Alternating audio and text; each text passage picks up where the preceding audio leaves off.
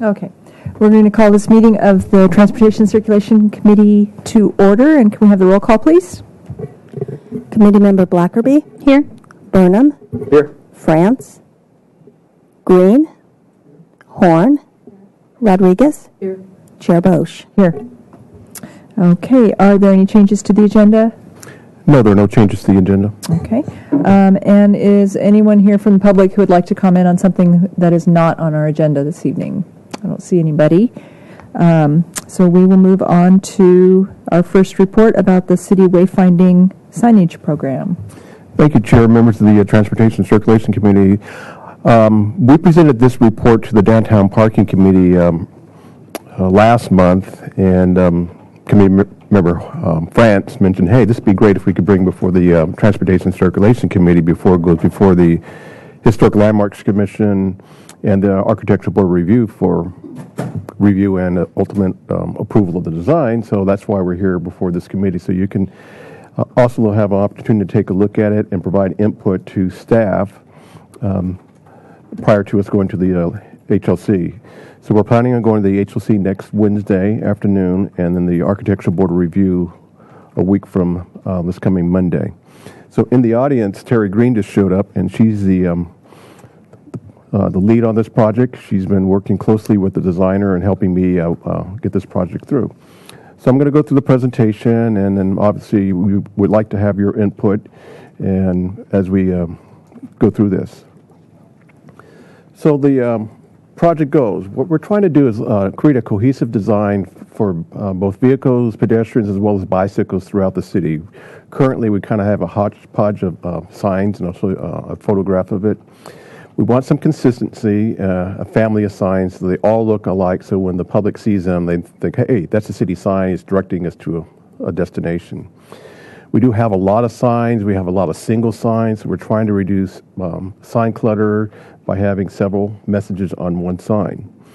We also want to have some type of sense of welcoming at the entrance to the city, directing people to their destinations. And again, critical directional information at key locations. And one of the things we've focused on is what type of locations are we trying to identify to get people to. And one of the focuses that we are looking at is landmarks, such as the courthouse, and not have a particular business on it. Again, seamless connectivity, turn drivers into walkers and walkers into shoppers and diners and patrons. So that's why we took it to Downtown Parking Committee, because one of the things we want them to, our drivers to do is park in our parking lots and then walk and shop and dine, and also take advantage of the downtown waterfront shuttle to go up and down State Street. We are also creating some walking maps for the pedestrians that will help them understand where they are and be able to explore Santa Barbara. And then, again, optimize the walkability in Santa Barbara. Here's a sign of what we currently have out there. You can see we have a mixture of a bunch of different types of signs out there. So what we're trying to do is just have one cohesive signage program that will tell the same message. So our designer is a company called Hunt Design. They're out of Pasadena, California. If you've been to Pasadena, if you've seen any of the directional signs that are in Pasadena, they're the designer who has put that plan together. And they've worked in other communities in California as well as throughout the world. So they're a very well-known firm, and they're doing an excellent job. So this is a family of signs that they've come up with. FAR 1, this is the monument entrance sign. We're not working on that right now. It's in the scope of work, but we decided we want to focus on the vehicle and the pedestrian signs first, and then come back to a potential monument sign, because there's so many different options for a monument sign. We figured, let's get the vehicle and the pedestrian signs done first. So this is the vehicle sign. Here's a pedestrian scale sign, and I can't read everything, but the parking sign. Here's another parking sign, like at the entrance of the parking lot, and then here's a map type of sign that you would see. When Hunt Design started looking at that, they spent time in Santa Barbara doing a lot of research and looked at the colors in Santa Barbara that are really common here to come up with a color palette that they were going to use in developing a recommendation to the city. And they've come up with this. They have a sign for the Downtown Historic District, or El Pueblo Viejo, EPV. And this is what it looks like. This is a brown background with the white lettering. And you got the Arch Santa Barbara, and this is the style they've come up with. When we started this process, we worked with Jaime Limon, the senior planner in the planning division of Community Development Department. And he went to the ABR, HLC, and the sign committee, and they selected 2 members each to sit on an ad hoc subcommittee to work with the designer to go through different options to make a recommendation. And this is the option that they've come up with as a recommendation going forward to the design review boards. So the one on the left is a vehicle sign, and this is an example of what you would see on the sign. This one here is the pedestrian sign. Here's your map and the parking sign. And so we're coming up with 2 different parking signs. One is a directional sign, public parking with the international P symbol, and then a sign that would be placed in front of our parking lots. So the wooden sign that we currently have out there, the vertical one that says parking, most likely is going to go away and be replaced with this sign here. The Downtown Parking Committee did express the desire to have a blue background versus the green background for the P. There's not an industry standard. Their feeling of the blue would stand out a little bit more. There's all kinds of different international parking signs, different color variations. So staff did do some research. So there's not an industry standard. There was a preference to the parking committee, and that will be shared with the Historic Landmarks Commission.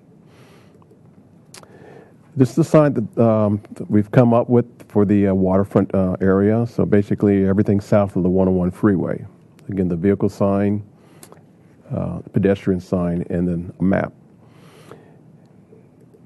And this will be the sign for the rest of the city. We're going with the Malaga green, the vehicle, pedestrian, and map. In terms of the vehicle program, there's a lot of signs you can see in this map, and we spent a lot of time working with the designer to identify what we're going to put on the map, and I think we had like 4 or 5 meetings going over each location and each sign, and we settled on destinations such as the courthouse or city hall, library, museum of art, the Mission, the Bowl. And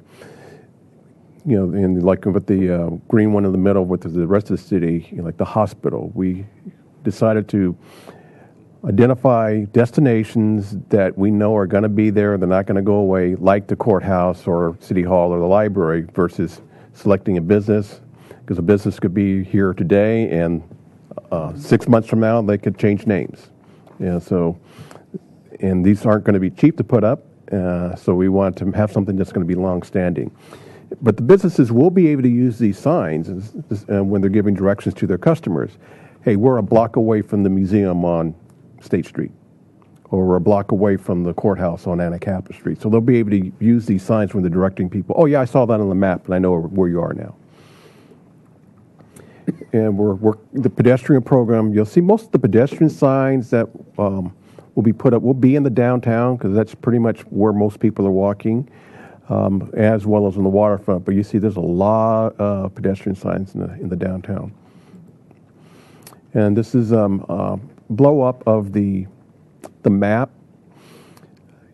and this little dotted line here, what the Hunt Design did is they put together a historic walking tour. So for each area of the city where these signs are located, they're looking about a 3 or 4 block radius of a little historic walking tour to kind of guide the visitors. If they want to go see some of the historic destinations, they can find their way around.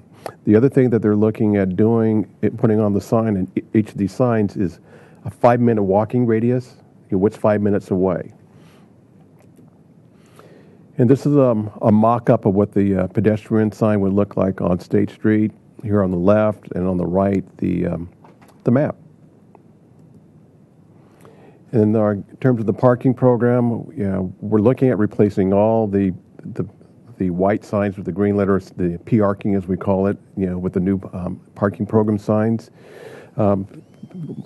They've done really well, but visitors are complaining that they can't find their parking lot, so we're trying to make the directional signs a little more visible for our customers. So we're coming up with a new sign for the parking program. And this is a map that shows the locations of where all the new parking signs are going to be located.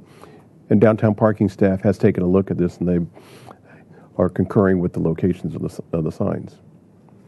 So you can see the direction they'll be directing them on the various streets, but you're not going to see a lot of signs on State Street because you can't make a left turn off of State Street, but you'll see a lot of signs on Anacapa and the side streets. So this is a close-up again of the parking directional sign as well as identification sign of the parking lot. Again, as I mentioned, the parking committee would like to see this green background as blue, so we will discuss that with the Historic Landmarks Commission and get their feedback. And then we've also are asking the ad hoc subcommittee to weigh in on the color again. And then here's a mock-up of what it would look like in putting the parking directional sign on the street as well as the identification at one of our parking lots. And that's our presentation. So I'm here to answer your questions as well as Terry. Susan? I was at Prospect Park in New York and noticed that they had signs with maps on them, and they were replaceable. Like they, could take off the front, or they could insert it into the side or something. And I just wondered if that's a possibility for these, if the map gets deteriorated or whatever, or you want to change it. Well, the reason we are going with destinations that aren't going to change. We know the courthouse is not going to move, the Ground Out Theater is not going to move, so we don't have to change out the signs or the maps. And we want to go with a material that's going to be durable, that's going to be able to stay out for 5 to 7 years. So we're not looking at changeable signs. We have some signs, maps in our parking lots that can be changed out.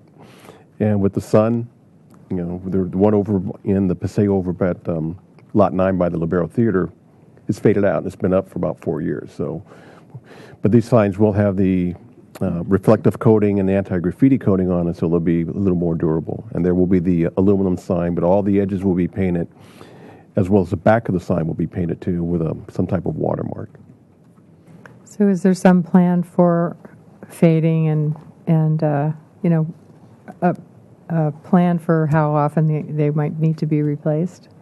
Terry, how long did Hunt say they stood?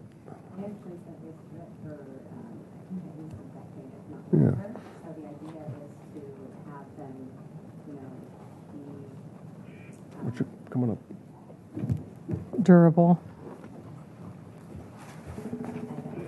Yeah, so their plan is to have a material that's going to be durable for coastal weather as well as sun exposure. And we've gone with a material that is an aluminum. It's a thickness that will withstand those elements. There are some materials that are a lot more decorative and have a longer lifespan. However, they're pretty cost prohibitive, and when we talked with the ad hoc subcommittee about that, it was like 600% more in cost. And so while they liked the look, they understood that it probably was not feasible for us. So we anticipate them being able to stay out for about 10 years. Obviously, we're going to have a replacement plan in place. The other thing, too, is what Hunt's going to be doing is coming with a cost estimate and a phasing plan on how we can roll this out. We have about $135,000 left over from the money the City Council appropriated for this program. We didn't know how much it was going to cost to even do this phase of it. So we'll be able to do some of the sign installation, but we're not sure how much of it we'll be able to do until Hunt comes up with a cost estimate. And we'll be able to use that document to go to council for asking for additional funding to phase in the installation of the signs. Madam Chair. Bob? Question for Terry Ann Browning. First of all, are we talking specifically about destination signs as opposed to street signs? Yes. Okay. You mentioned attaining some semblance of consistency through the signage.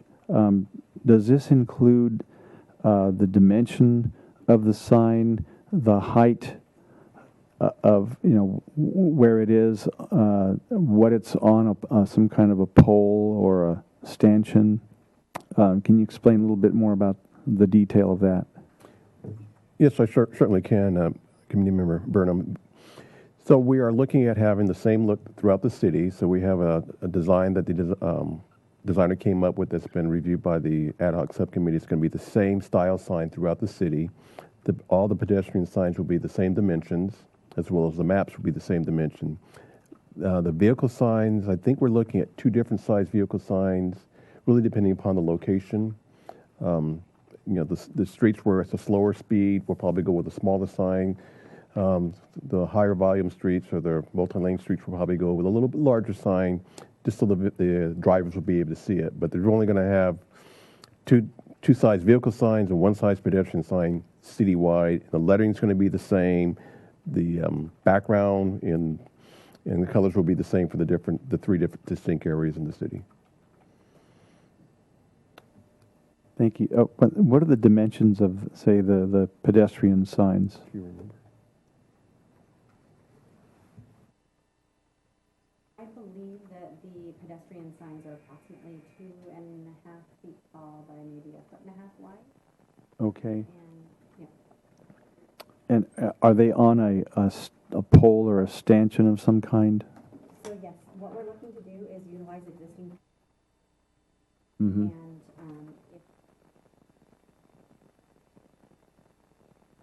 Mm-hmm. in the El Pueblo Viejo district, they'll meet their pole design guidelines, which are more decorative.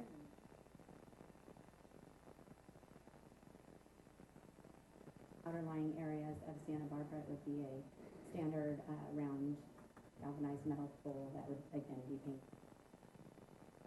And we're probably looking at having them all mounted the same height throughout the city just for consistency. So the designer will come up with the dimensions of the pole. They'll spec everything out. So basically we'll have drawings that would show the size of the sign, and when they're installed, how high off the ground the bottom of the sign should be placed, and with the mounting hardware and all that. So it's going to be a pretty detailed plan once they get done with it.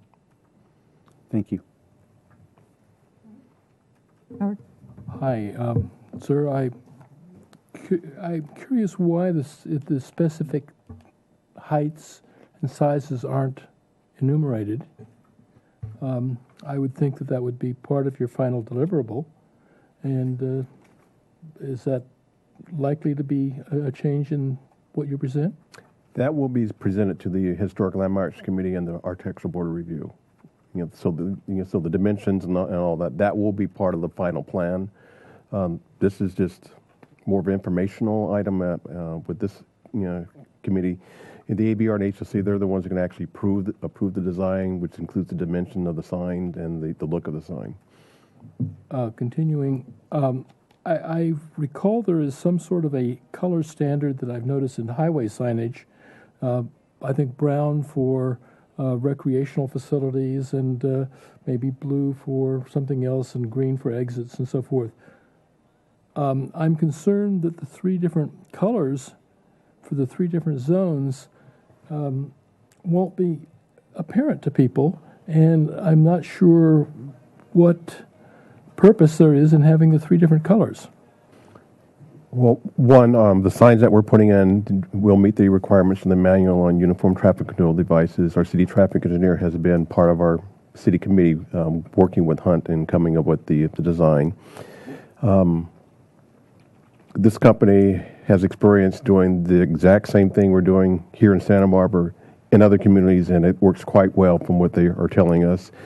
And the purpose of having 3 different colors is we have the downtown core, which is the Historic Landmarks District, and they wanted a distinct sign for the EPV, showing people when you're coming into the El Pueblo Viejo District or the Historic District, as well as when you're in the Waterfront District. And the Waterfront already has some directional signs close to the waterfront that are blue, so we're trying to complement what they currently have out there. And then the rest of the city is going to be the green. And again, showing the different part of the city. So we have 3 distinct areas in the community right now. That's why they're 3 different colors. Further, my recollection from many trips in Europe is that white P on blue background is pretty universal, and on a square background. So I'm concerned that we're trying to establish something significantly different than I think most people are used to. Well, again, we've done some research and we looked to see if there is an industry standard for the International P, and there's not an industry standard. Staff have done that. And there's nothing in the manual uniform traffic control device that says you must or you shall use this color scheme for the parking sign. So we are going to be taking as an option the white P with a blue background, but our traffic engineer and our designer says if the Landmarks Commission said, yeah, that's fine and all that, but we want to go with the green, with the white, there's nothing in the industry standard says we cannot do that. I'm sure you've... Mr. Allen? Sure. Our designer does work both nationally and internationally, and so when the Downtown Parking Committee did discuss their desires to have a blue background, we not only did research internally, at the staff level to look at all the different parking signs you might find out in the world, but we did talk with our designer as well, and they've designed every color you can imagine. In Philadelphia, they've used red with white. Excuse me. In Philadelphia, they've used a red background with a white P. Here, they're looking at two different color options. You'll see a black and white. So there's various designs all over the world. Well, I guess, yes, there are hundreds of different countries part of the United Nations, and so you'd expect hundreds of different signs, but I think that you'd find that the largest number of Western European countries use the blue background with the white lettering. The only other question or comment I would make on the presentation is the same one, really, that you made, Mr. Browning, on the presentation. As an aside, the family of sign types, the fourth is illegible. The fourth slide, the text on it is... Which one? Impossible to read. It says family of sign types. No. Map kiosk, secondary map kiosk. It's small. We can send you an electronic version of it so you can read it. I was hoping for presentation purposes you might be able to get the designer or the drafter of the signs to perhaps have a few less words and a little larger type.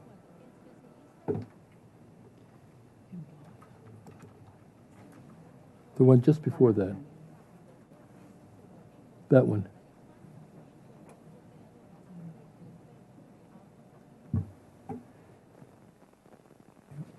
Yeah, we can talk to Hunt about maybe using a larger font style size to when they present it to the the design review boards.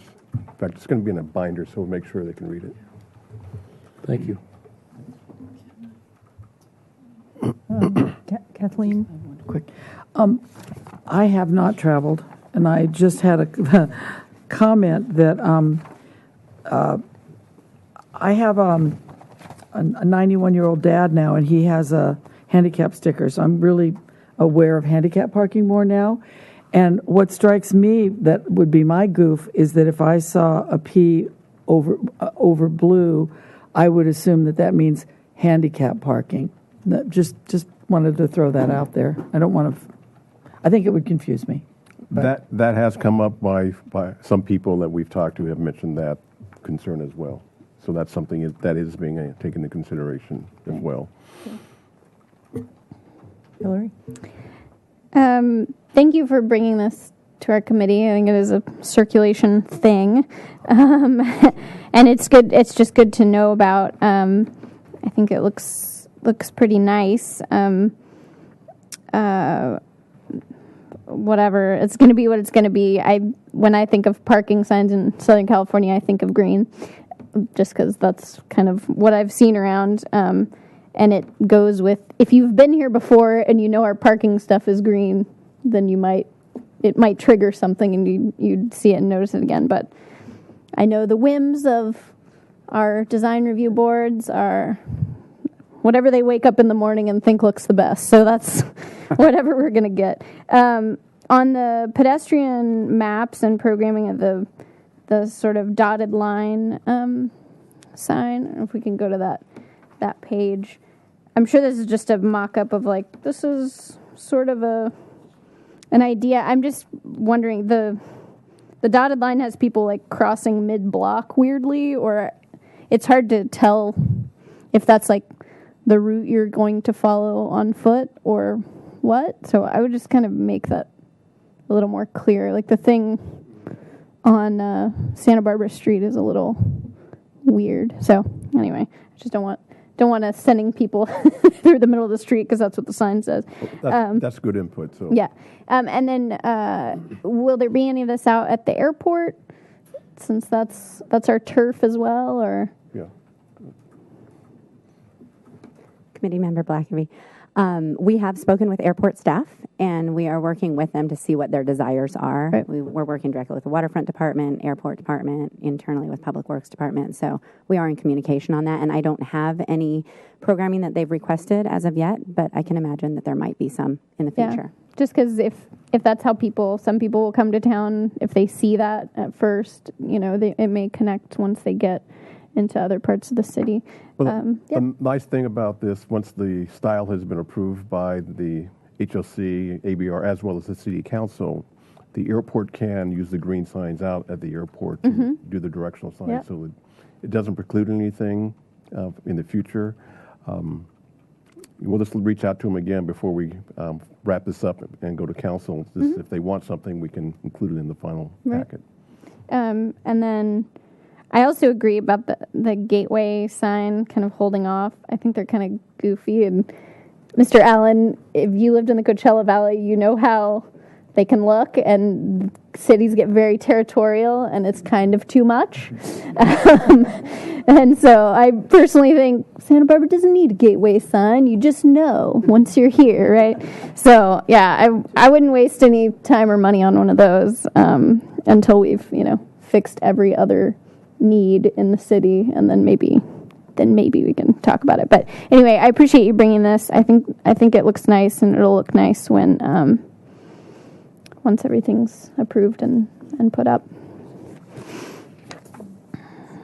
Ed, you're next. Great. Thank you, Madam Chair.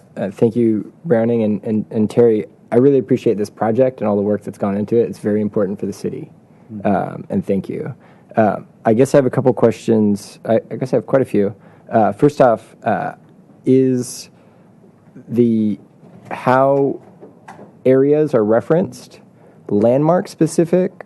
Are there districts? For example, is West Beach a district, or would the Presidio area, or what have you, the Funk Zone?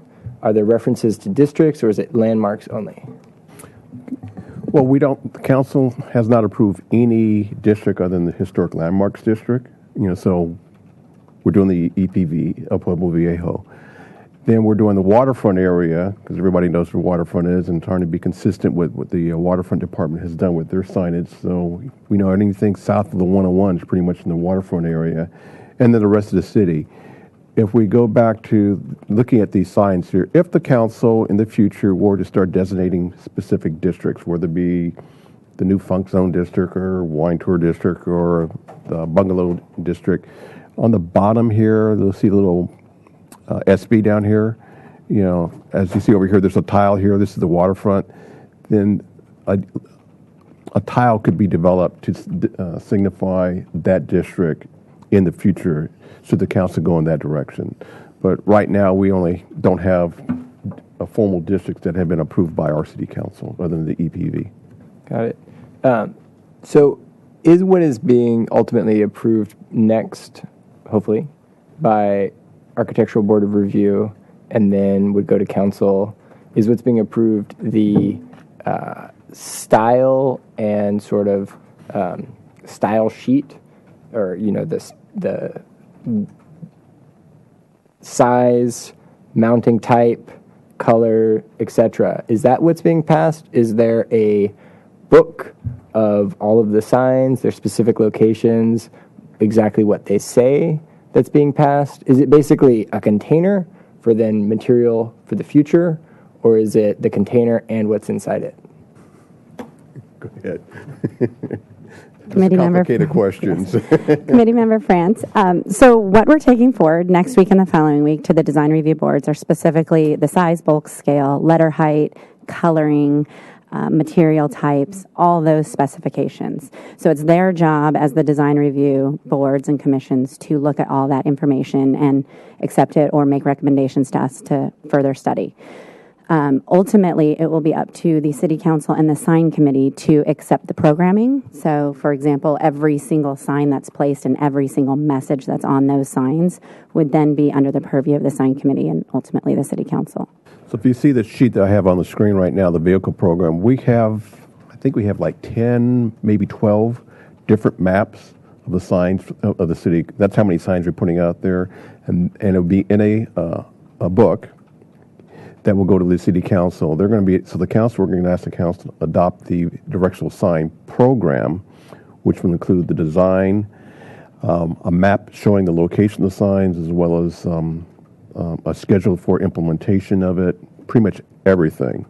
And the sign committee will take a look at locations. And I know there might be some pushback on, especially in the downtown, how many signs we're going to be putting up. But if walking up and down State Street, there's not a lot of pedestrian signs out there. So even one sign is a lot of signs for some people. But we are a tourist destination. Downtown is a pedestrian-friendly area, and we want to try and direct people where they can walk. And we're trying to encourage people to walk downtown or use a shuttle and not get in a car and drive from one end of the State Street to the other State Street when it's easy to walk. And so that's why the 5-minute radius is very important to put on the maps as well. And if I can just add to that too, ultimately the binder that will come to us from Hunt Design will have every single detail. We know what the letter height and the color and all that is, but it'll have the exact physical placement on the street of the pole, the quantity of panels that are on that pole, the mounting height of those panels, whether it's a EPV sign, a citywide sign, a waterfront sign. It will break everything down into very specific information so that if we do this, we will be phasing this project over time. We can prioritize and phase accordingly. So it's going to be a very detailed package coming from them as our end product. Right. So is that one pass or two passes through City Council? I anticipating taking to the council once, and they'll take another look at it again, not the entire program, but the concept when they start deliberating on the budget next year. That's something that Mr. Dayton will be taking forward. But my hope is that we can my hope is to have at least the program approved by council before I leave the city at the end of the year. Go for it. I have more questions later. Oh, I just have. Thank you. I just was thinking, when I have guests come to town, in fact, I just picked some up. I go down to that little stone building on Cabrillo and pick up those maps that they give away in big stacks. So I'm going to assume that when this is all done, when you've got that map, it'll match the signs and everybody will kind of be on the same page. Well, one of the things that we went to visit Santa Barbara in September, and we made the same presentation to them, and that was a question or comment they made is downtown organization has a sign, downtown parking has a sign, and trying to get the different groups that have signs, directional or maps, rather not signs, maps, that have all the three groups that have different maps, trying to get together and collaborate to have one universal map that they can hand out. So that's something that's a desire of the Visit Santa Barbara. One thing I didn't tell you, and I'm sorry, but one of the things that we are doing, so like if you get off the freeway, for example, Cabrillo Boulevard, Hot Springs, it's going to say waterfront, with a directional sign. And then as you get closer to the waterfront, so when you get closer to Stearns Wharf, then you start seeing a sign that says Stearns Wharf rather than waterfront. And when you get closer to the harbor, you see a sign that says the harbor. And when you get closer to the visitor center, you see a sign that says the visitor center. So we're trying to, initially, when they're getting off the freeway, direct them to the general area. Then as you get closer to the destination we're trying to send them to, then we're going to have a sign that says the specific a destination. Or even like on Stearns Wharf, we have the Sea Center. So we'll have a sign when you get close to the Stearns Wharf, directing to the Sea Center. You had more, Ed? Yes. So, in terms of funding, is the funding for basically the project with Hunt, is that to get to council, or is the funding that is allocated also going to buy signs? Well, we have the council appropriate $250,000 in general fund monies last year for the coming up with the program. Hunt's cost was right around $110,000, so there's money left over. So when I went to council with the approval of Hunt's contract, I indicated we have some leftover money that we can use for the early implementation, the first phase of the implementation of the program. So by the time we go to council, we'll have an idea how much this is going to cost to implement. And we're probably going to start with the vehicle signs, and then we'll move to the pedestrian signs. But obviously, council, if they want to go in a different direction, that's up to them. But we'll at least have an idea how much we have left over and what it's going to cost, how far we can go with the money we have left over, and how much is it going to cost to fully implement the program. And the council can decide, hey, we're going to give you all the money, or we're going to give you X amount of money over the next 4 years to implement the program. So you'll have an overage and a better idea of how much all of the program would cost and what the different phases you may have broken it up into. Right, and they're going to break out the cost for the parking signs for us, so we know how much that costs. Great. And have you all coordinated with Caltrans? So would this signage be on on-ramp, off-ramps, and also adjacent 101? Hunt has experience working with Caltrans in this area. The signs that we've identified right now to go in will not be on Caltrans right-of-way. It will be just outside the right-of-way. So in terms of coordinating, we have not done that as of this time. It's something that if we feel it's needed to change a directional sign that's either on and off ramp. I think, is there one at least on one of the off ramps? On Cabrillo. They'll work with Caltrans, but they have experience working with Caltrans in different districts, not just in the LA. They've worked in Orange County, out in the desert. They've worked all over the state of California. They've got a project up in San Francisco right now on state property. Got it. But currently the signage is focused on once you're on the city terrain, city right-of-way. I think we maybe have one or two signs at the freeway exit, but I think most of them are just outside of the Caltrans right-of-way. Got it. Last question. Is there a plan for what goes? So in other words, signage to be removed? Because some of the signage might not be replaced or maybe is staged for a later replacement. What Hunt's done is they've driven the city, they've walked the downtown, they've taken a look at it, and and even back up even further, we did a sign inventory a couple of years ago where we hired a company and they drove around the city and identified every single sign we had out there, which including the directional sign. So Hunt got that. Hunt's gone out independently and verified what's currently out there, both vehicles as well as pedestrian signs. So what their part of the recommendation is what is out there, because all the signs that are out there, we're probably going to remove and replace with one of these new signs so we have the same look. Obviously the Presidio has their own sign program out there. We're not going to probably touch their signs, but if they replace them, we would hope they would do something similar to what we currently have. I know they've been invited to our community stakeholder meetings. I think there's one or two mission signs. We're not looking at, we might change that out. We're not sure yet. But wherever we can take out an existing sign and replace it with one of the new signs and combine 2 or 3 messages on one sign, that's what our plan is to do. Got it. Great. Thank you. Okay, Howard.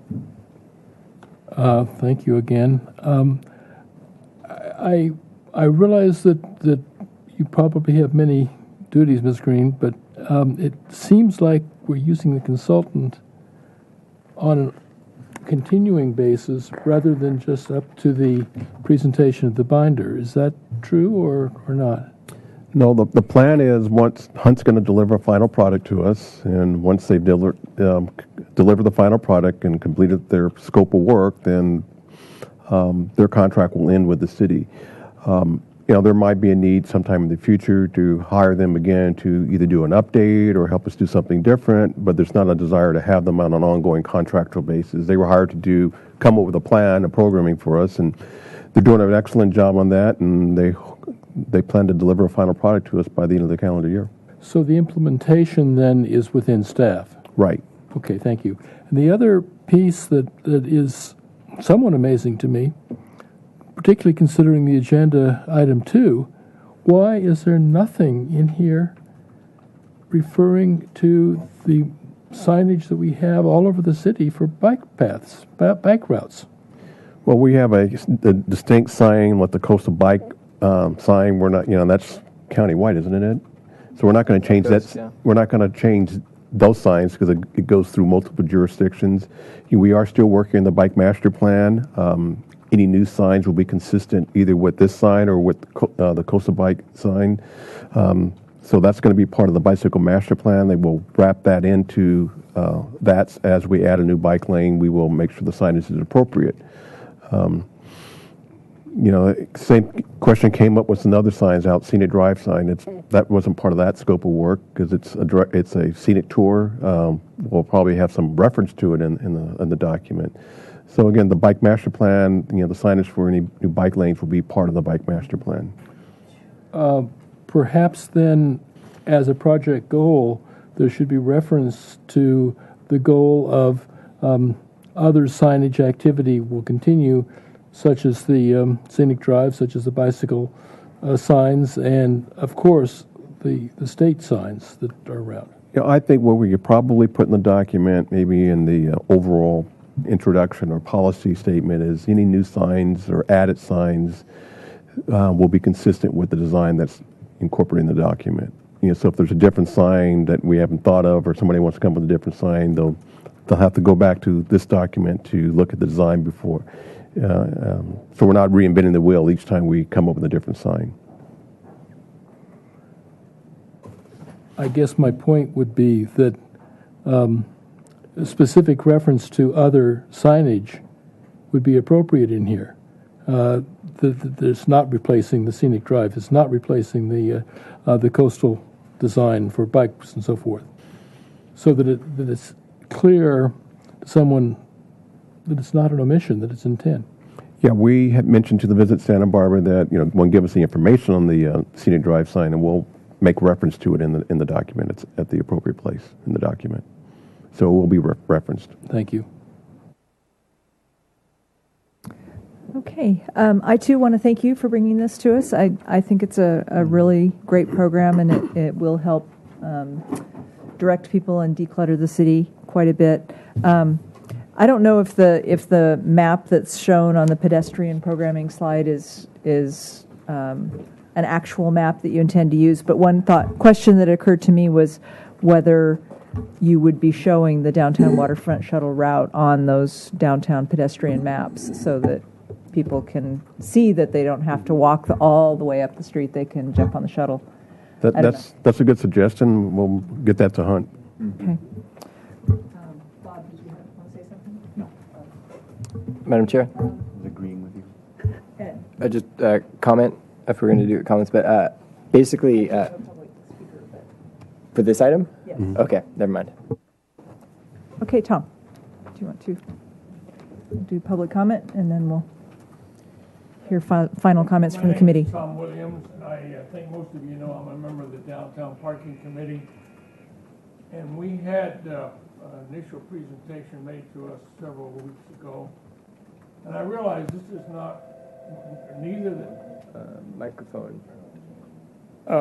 Neither downtown parking nor this committee has the final say in any of this, but we all have an input. And when I saw on your agenda that the downtown, that this was going to be a presentation and it would include downtown parking, I inquired of our chairman if he knew what the results were going to be, and he did not. And he asked me if I could come today to find out what's going on. So I'm here. I realize that neither one of us are the final determination, but we have an input. Most all the parking, downtown parking, is in El Pueblo Viejo or close by. So if you walk around El Pueblo Viejo and you look around at signs, you see red signs, white signs with red lettering. That's in two acceptable colors. There's stop signs, directional signs. So red and white are acceptable colors in El Pueblo Viejo. If you look further, you'll see some yellow signs with black lettering, informational signs. So yellow and black are also acceptable colors in downtown. And if you look in every parking lot, every public garage, every private lot, you'll see blue and white, the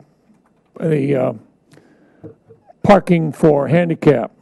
So blue and white are also acceptable. So downtown you have red, white, yellow, black, and blue as acceptable colors downtown. I agree with the gentleman. If you go around the world, the great predominance of parking signs are blue and white. I don't think it's rocket science to figure out what shade of blue it is. The idea that there's no such thing as a standard blue may technically be correct, but I think you'll find that 99.99% of the blue matches the ADA, at least in America. So the idea that we can waffle on blue because there's no international standard, to me, is a very tenuous argument that's very hard to back up. The downtown parking was quite firm about our desire to join the rest of the world and have blue and white to indicate parking. There's the other question, of course, and we didn't get into that. We're not going to get into that. That's just another argument. But when you're driving down the street and you're looking for a place to park, you have to see a sign far enough away to where the lettering is big enough that you can actually read it and understand what it says. It doesn't do any good to have a 2 or 3 inch sign or a 3 or 4 inch sign and expect somebody to drive down the street and recognize that. We didn't get into that. We limited our discussion to blue and white. Downtown, we all know where the downtown parking lots are. You and I, we can find every one of them. We know that building across the street from the county courthouse, that's the Granada Garage. Even though it looks like an office building, we know it's a garage. And when we drive down, further on down, and we see the library, we're going around, and there's a little driveway that goes in. We know that there's a parking entrance back there. I think it's called Library Way. We know that, but the general public doesn't know that. Especially out-of-town people don't know that. So it's important to have signs that are recognized by the great majority of the people. And I submit that red, white, black, orange, blue is perfectly acceptable downtown. We see it all over the downtown area. So the argument that, we can't have that, we got to have a green background with a little white P, I realize that you and I are not going to settle that tonight, but it's an argument that needs to be made. Your point about joining the rest of the world and coming up with blue and white is extremely valid, and the downtown parking would like to see that carried through to fruition. I don't think it should be necessary for some of us to go in front of city council for something as mundane as blue and white. It may be necessary to go before city council and get into an argument about blue and white, but I don't think that we should have to go that far. I hope we don't have to go, and that rationale and reasonable decisions can be made prior to city council. Thank you. Thank you. Okay, this was just an informational item, so I don't think we need to take any action other than to thank you again for the presentation. And then we will move on to the bicycle master plan. Okay.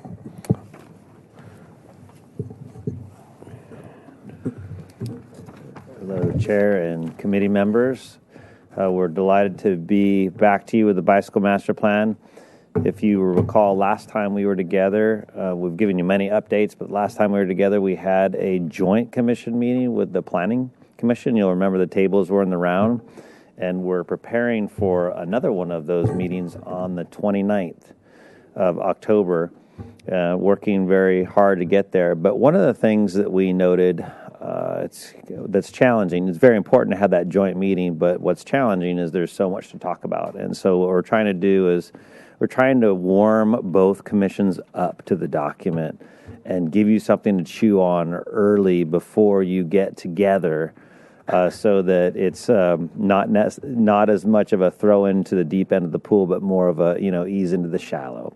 So what we've got for you today, and what we've already given to the Planning Commission, we wanted to be with them today, but since they talked about they had a big conversation about vacation rentals.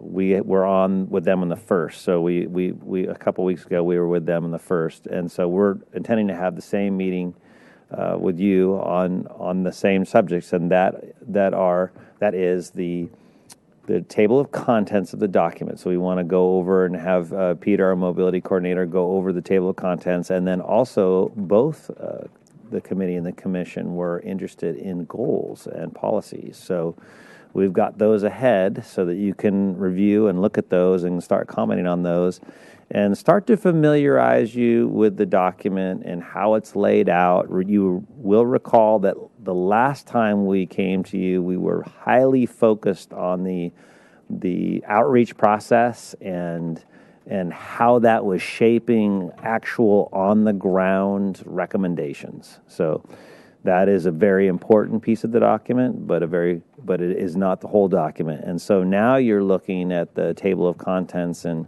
the various things that are in that table of contents.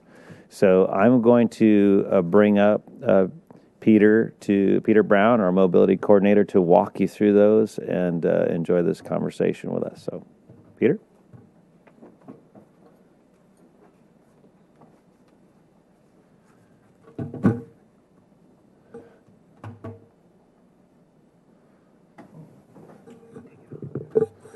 Thank you, Mr. Dayton, Chair Bush, members of the committee.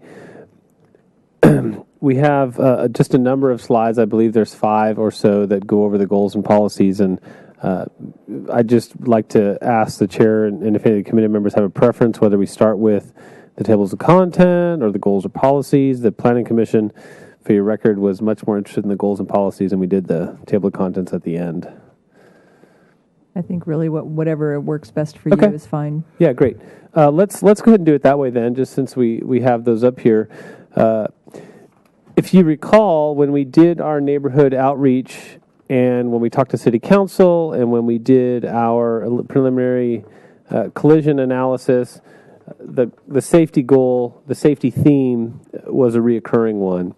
So without a doubt, if there was to be a rank order, and I'm not saying there are, but if there was to be one, this would be the number one goal, and it's listed as number 1. So safety for all road users, make Santa Barbara a safe place for all road users through coordinated efforts to educate community members, enforce rules of the road, and regularly evaluate safety conditions. So this, to me, is extremely important. And it is kind of the one thing that, regardless of your position on bicycling or driving or transportation in general, it's just one of those goals that everyone can support. So I would like at this point, I don't feel the need to go through all the sub-policies. You can read them as easily as I can, but I'm certainly interested in your comments, questions, suggestions for goal number 1 and its sub-policies.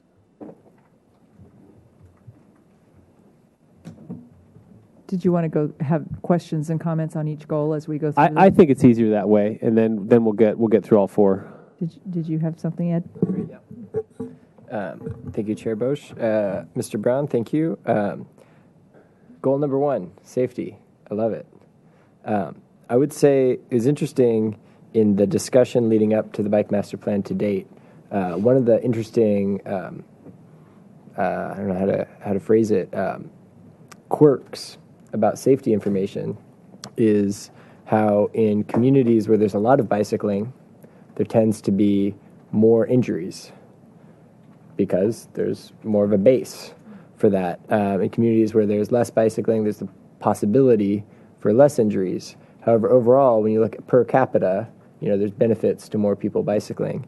And I guess for safety, it would be really interesting as maybe some sub-policy goals to see some attempts to set like a metric, and it'd be great if there could be sort of a goal post where we are now kind of per capita safety overall across the board, injuries, deaths, and then basically to be able to measure against the goalpost on some type of regular basis. But I think this is a great start, and obviously the more explicit setting a goal could be, the easier it would be to reference it moving forward. Chair Bosch, if I may comment, and Committee Member France, as is commonly the case when it comes to bicycling issues, Ed, you're ahead of the game. This particular section of goals and policies doesn't include a couple of the things that you will see on the 29th, and because Rob and I spent a good amount of time this week reviewing and providing comments back to the consultants, we should get a brand new, fresh, updated copy by the time this meeting ends, which I'll take to bed with me tonight, maybe. We'll see. That document has a couple of things. It has something that we call key metrics for success, or key measures of success. So one of those may be to reduce bicycling collisions by 50% by 2020 or 2030. So those metrics are in there as key measures. Another route that we've looked at, if you recall the 98 plan, underneath goals and policies are implementation strategies or implementation tools. We have a whole list of those potentially proposed for this plan. When we reviewed it, we also thought there's a lot of things in there, and if we look at each one of those, it's very difficult to get them all done. So credit to Mr. Dayton, he had an idea. He said, well, let's come up with fundable action. So we've asked the consultant to go ahead and turn these goals and policies into perhaps a more succinct list of fundable actions and what we can really do. So that's just some ideas to whet your appetite and maybe to prevent future questions on the same line about what's coming forward on the 29th. It's going to be a lot of information. We're going to get you the packet in that 10 to 12 day ahead of time. So I don't encourage you to wait till the night before the meeting to pick it up. It's definitely something you want to digest over a week's time. So that's all coming your way. Thank you. Susan. One of the things I see under the very first policy here is about developing educational training and outreach tools to instruct all road users. And this has traditionally not been something the city has done as far as I can tell. And but I'm looking at one of the things that's been very effective in this area with the city is contracting with another organization like Coast to do safe routes to school trainings on the school campuses and things like that. And I'm not sure how this would be implemented when it's such an unfamiliar area for the city. And I don't know if you can comment on that or if there's any thinking behind it. Chair Bosch and Committee Member Horn, I think if you open up your interpretation of the term tool, using nonprofits as a tool, and we do not have the resources to do all the things that are in here. There's no doubt about that. And that is also a reoccurring theme throughout the document. The thing that we really have the most control over is the public right-of-way and getting projects in the ground. And so that is something that I think we're going to focus on, seeking grants. It's a very competitive atmosphere out there, and the city's been successful. But I would include contracting with nonprofits. A lot of things that are easy to do in terms of training and education these days are making videos. There's a couple that actually Mr. France and I made on rules of the road and being paying attention to what you're doing out there when you're bicycling. So there's tools out there that are educational. There's also a new bill that's been passed that relates to bicycle education in terms of bicycle traffic school, so to speak. So those tools are out there, and so developing, maybe we should say the city shall participate in or something like that. I don't read this to mean that we're personally going to do all these things, but we're definitely going to take the tools that are out there, use the resources that are out there, but we definitely need to get more education out on the street. So, thank you. My only comment on this one is that there should be a comma after training. Actually, the MLA and many other organizations have dropped the comma before the and in a listing, and you and I can debate that offline. The Oxford comma throughout the rest of the goals and things. Oh, consistency thing. Okay. And I will note in the second line of that same policy, there is an Oxford comma, so bicyclists, Wow. pedestrians, and motorists. So I'm going to just take my answer back. Comma consistency. And Hillary has a question as well. it's not about commas, but I think just one thing to be aware of, and Mr. France kind of brought up the metrics and goals, and I know that on a separate track that the city is looking at a Vision Zero goal possibly for the city. So I just, when you just mentioned just kind of making up offhand the, reduce collisions by 50% or whatever, I just want to be careful that we don't put a lower bar in our plan and then go, oh, Vision Zero, but have people who, whatever, don't care about bicyclist safety or whatever, any kind of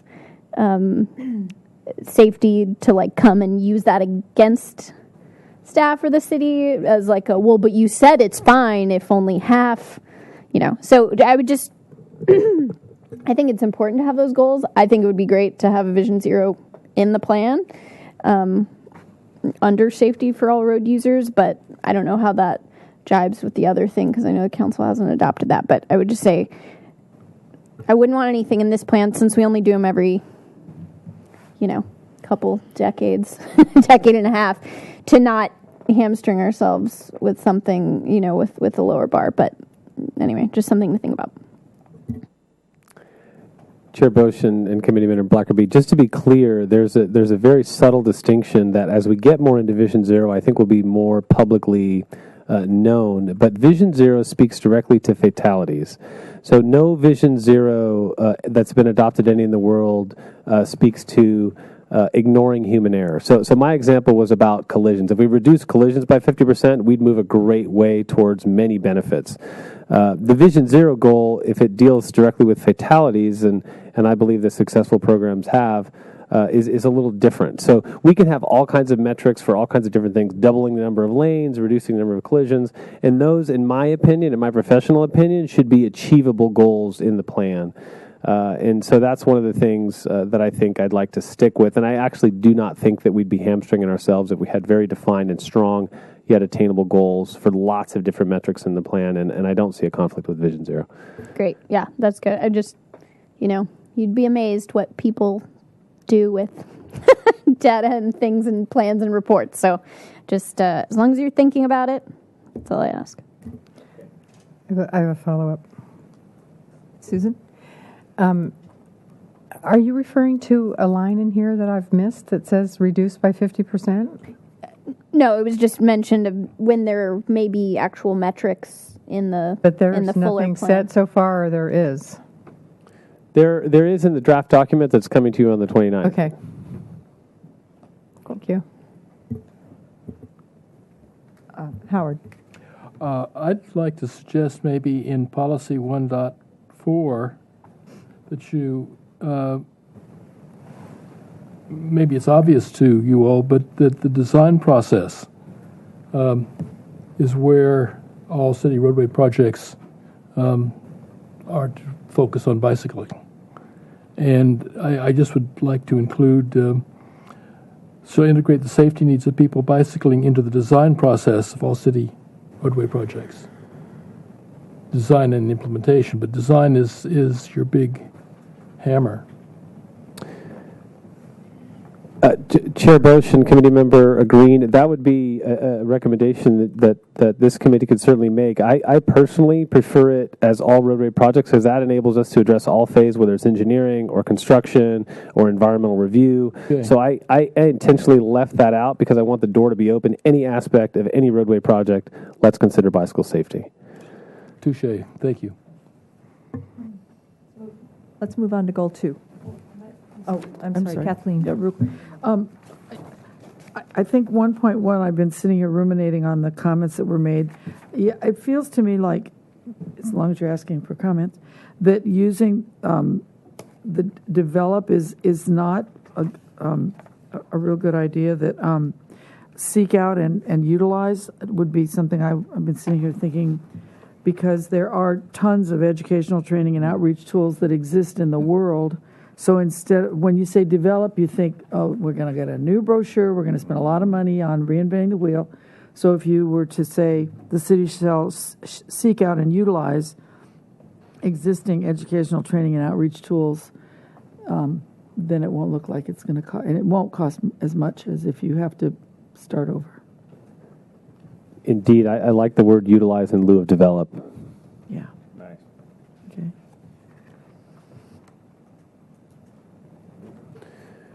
Okay, seeing no more conversation or discussion about Goal 1, Goal 2, similar to how we started the discussion with Goal 1, we did see reoccurring themes on our surveys, on our public outreach, on our interactive mapping, and on the hundreds and hundreds of emails that I personally got about the gaps in the network.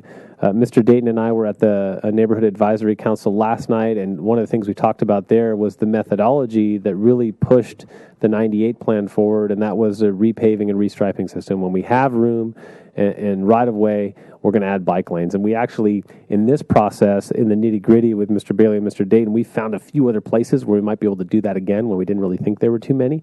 Ortega Street is one that's come up as having enough width in a few locations where we can add bike lanes. We don't know how that's going to go forward, but the point being that methodology was great to get us over 40 new miles of bikeway.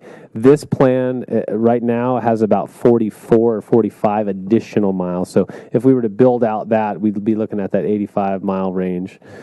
But that's just to say that methodology of repainting did leave us with gaps in the system, and you all probably have a mental picture of some of those maps we showed you where or you've ridden your bike and you've come up, well, my bike lane's gone, I'm in the travel lane now.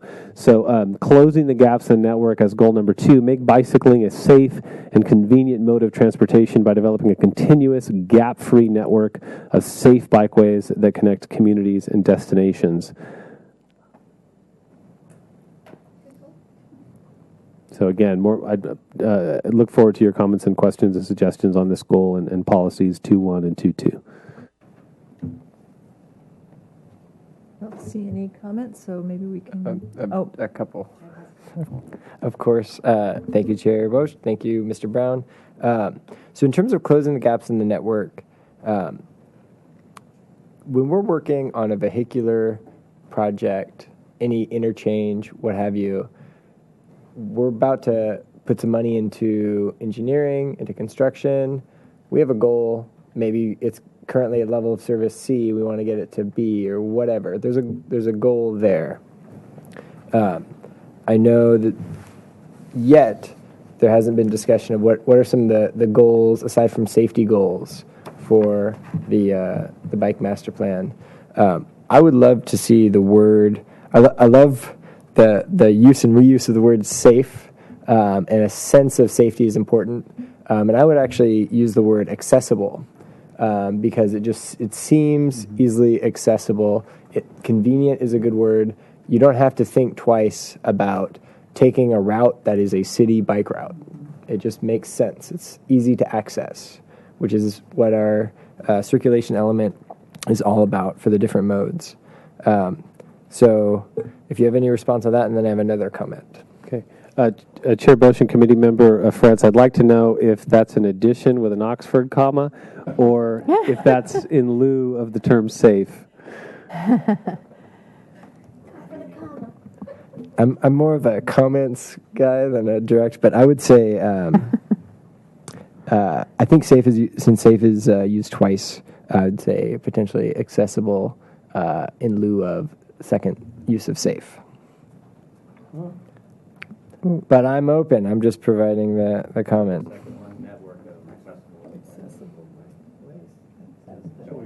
Yeah, I see network of safe bikeways, so we use the term safe. So I'll go ahead and take the liberty of striking the first safe and replacing it with the term accessible, and I see some nods. Or I'm happy with safe and accessible, or safe, comma, accessible. Okay.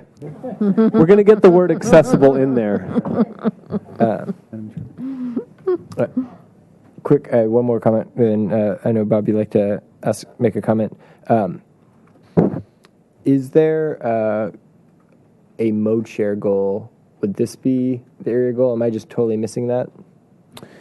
Again, Committee Member France, on the 29th, you'll see, I believe there is a mode share goal in there, and that is something that we've gone back and forth with as to the value of it or how we use it. But I think currently, as drafted, there is a mode share percentage goal in the draft document. I think it is something like 10% of all work trips, because that's the metric we have.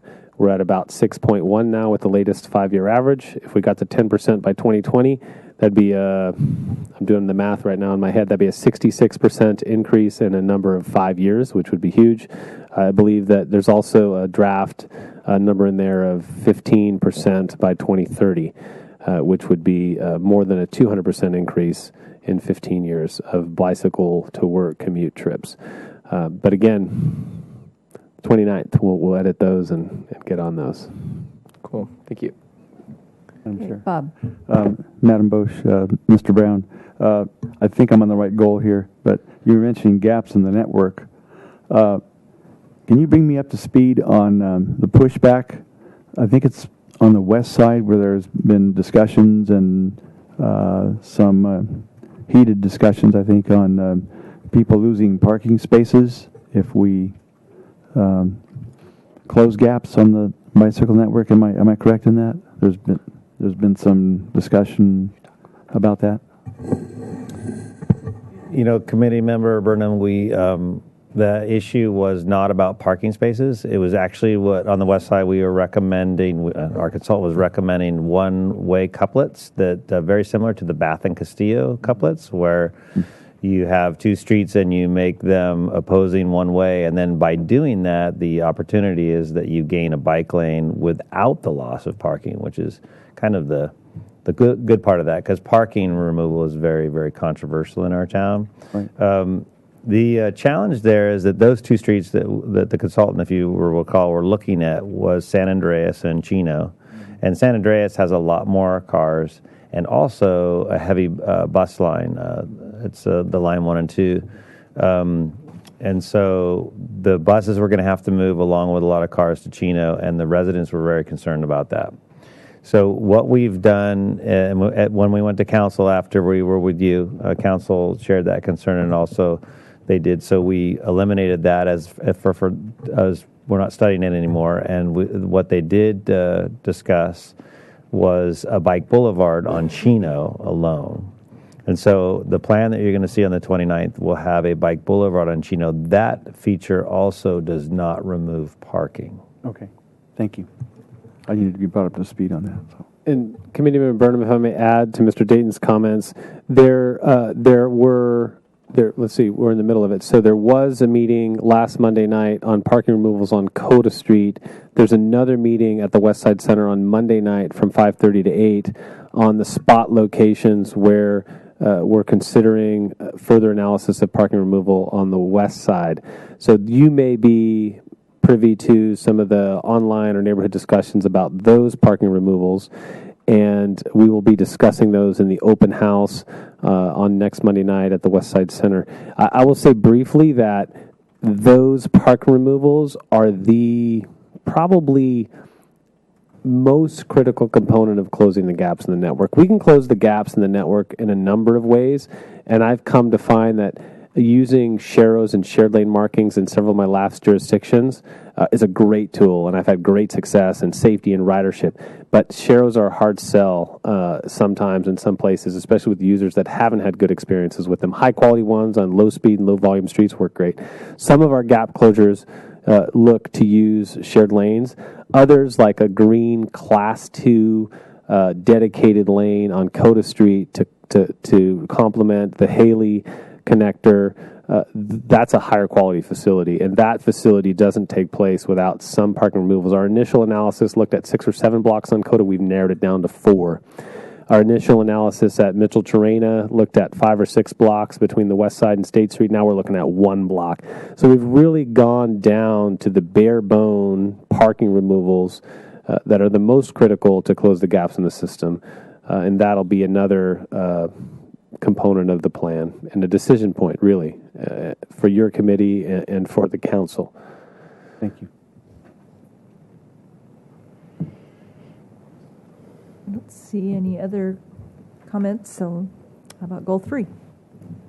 So goal 3 has 6 sub-policies, so we'll take it in 2 slides. And the preface to this really speaks to a couple of things, and one of them is a point that we've heard about accessibility.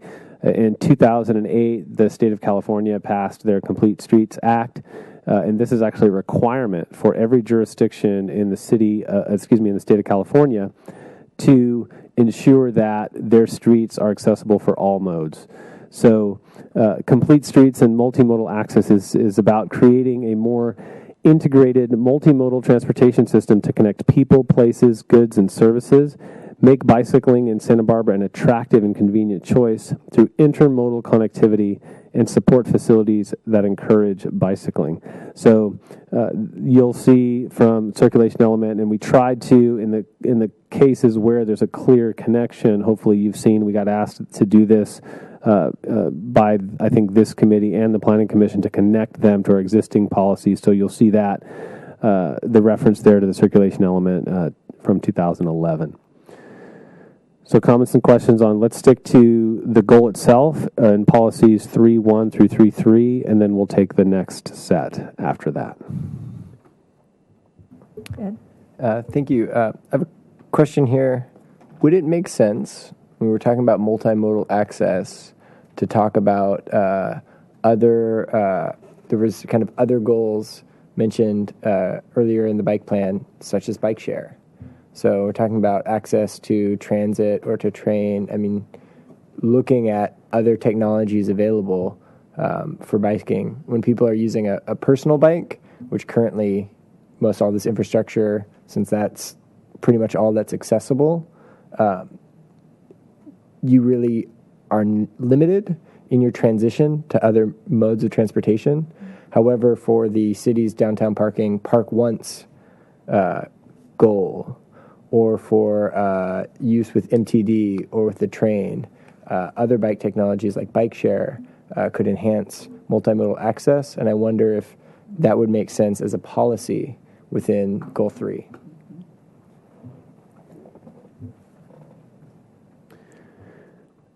Committee Member France, I do not see a problem with that. I'm looking for a place to put it in here. I think that policy, we haven't quite got to it yet, but if I go forward, policy 3.4 simply speaks to bicycle-friendly community designation, which is a League of American Bicyclists. One of their metrics is bike share. It seems to me like it could fit well to give a how in there. So the city shall promote Santa Barbara as a bicycle-friendly community through tools such as publicly accessible bike share. That would give it a place. It would give it a subcategory to that designation, and it would have a policy standing.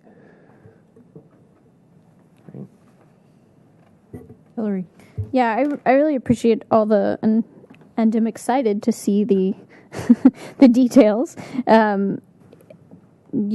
With the whole process that we've gone through working on this plan, we've mostly been, and it sort of makes sense, talking about the gaps in the network of mileage, lanes, and things like that, when I feel like for at least residents of the city, day to day, the big headache, you figure out your routes eventually, but the bigger headache is, what am I going to do with my bike once I get where I'm going? Is it going to be safe? Is there room for it, and all those things? And so I think this is really crucial, and I think, we haven't really gone into this much until now.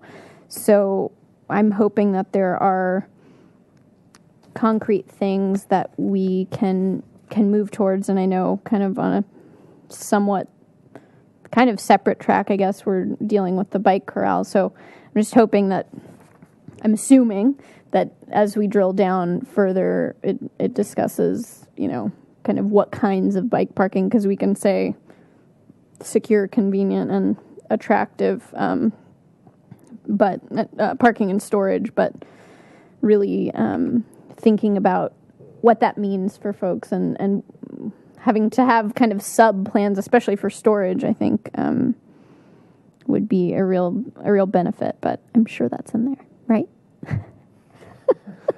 Chair Bosch and Committee Member Blackerby, this harkens to a discussion we have with the Planning Commission. They had similar remarks about the details and what do the terms mean and how is it implemented. There is a reoccurring issue with our development review where we have new developments and we have some bike parking requirements. Sometimes they're tied to the number of automobile spaces, which in my opinion isn't a great metric a lot of the times.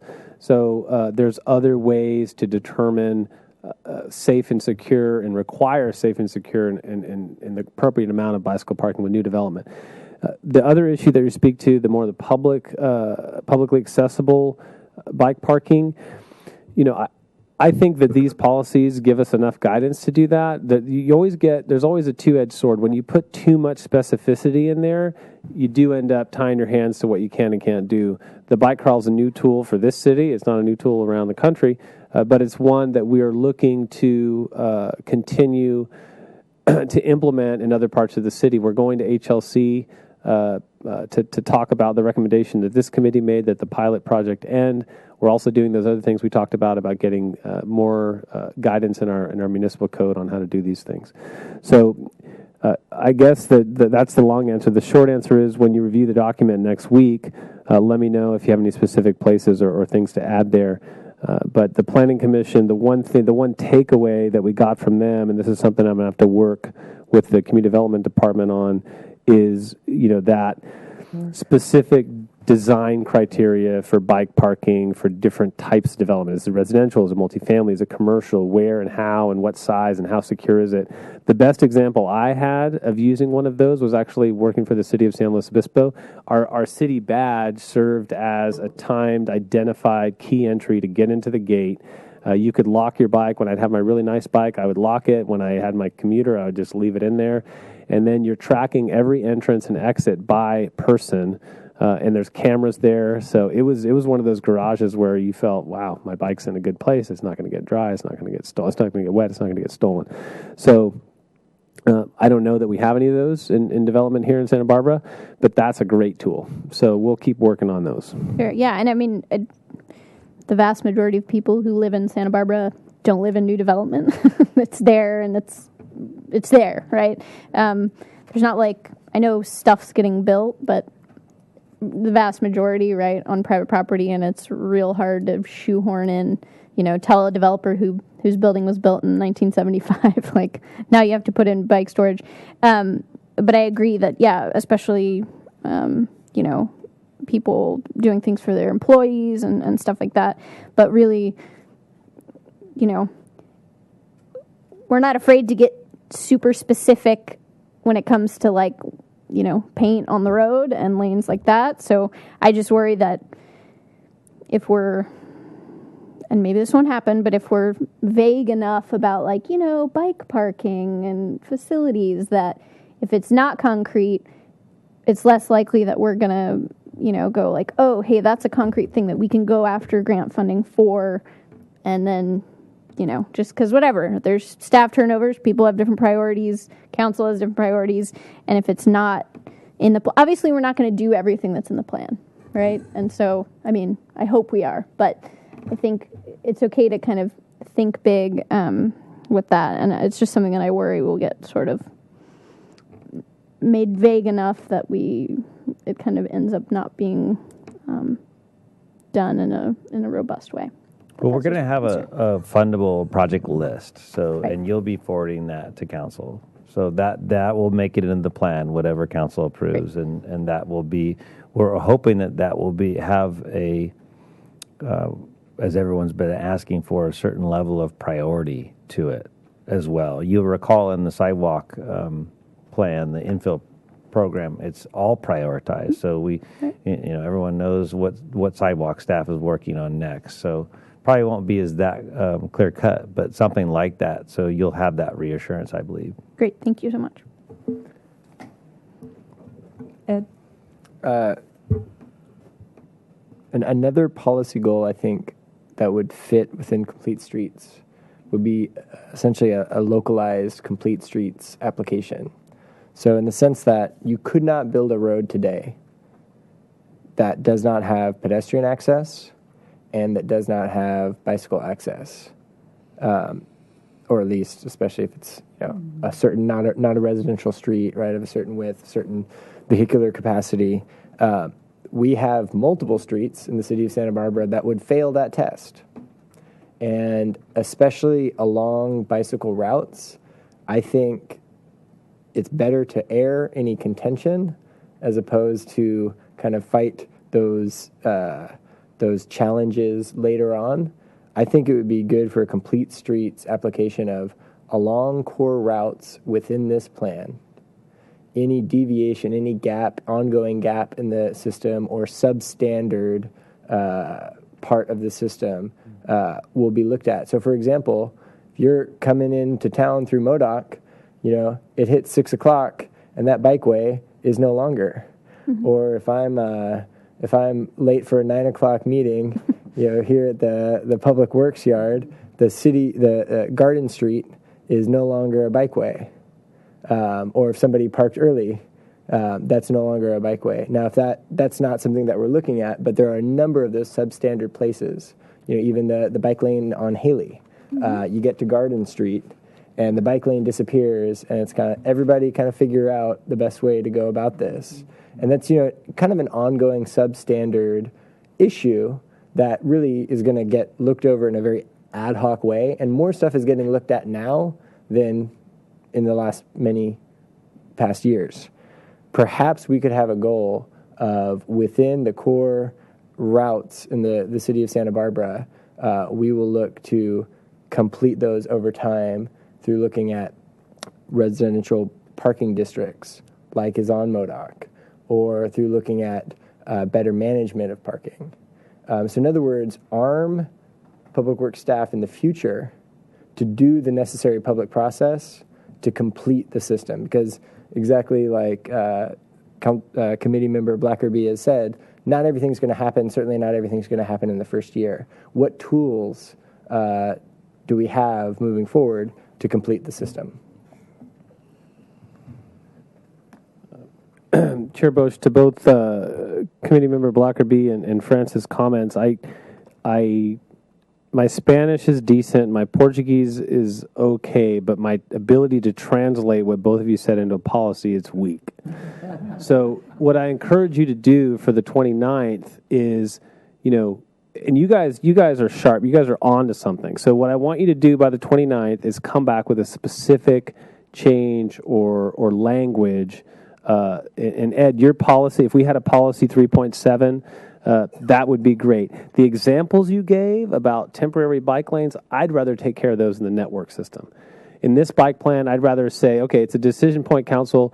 This is a bike lane that we are going to keep, grow, make it share, whatever we need to do. I'd rather have the network identify what we're doing with our temporary bike lanes than have a policy that you might think it gives us a tool, but someone like Mr. Dayton has been through enough hearings where he comes and brings his policy and it just doesn't go anywhere when it comes to actual on-the-ground projects. So I think the network, not just saying that there's been failures, I'm just saying it's difficult.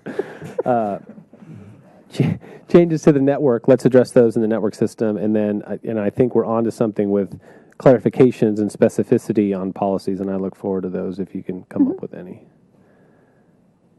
I think Howard was next. I wonder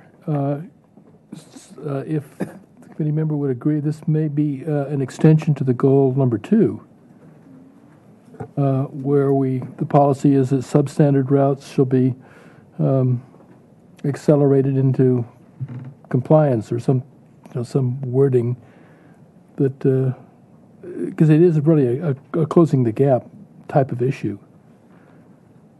That's a friendly amendment. I think that certainly would fit. And I guess I'm just looking for, as powerless or powerful as it might be, some type of clarity in terms of street designs for reassessments of our streets, because they are what they are, but there's steady evolutions that are public processes. But what would guide staff and how they approach that?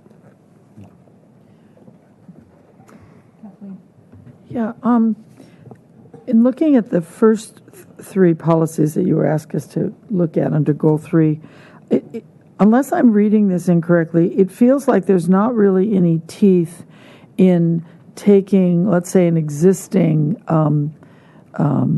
destination. My husband bikes a lot, so I wish I did more, but he gives me a lot of feedback on where he goes and has to wander all around to find a place to lock his bike.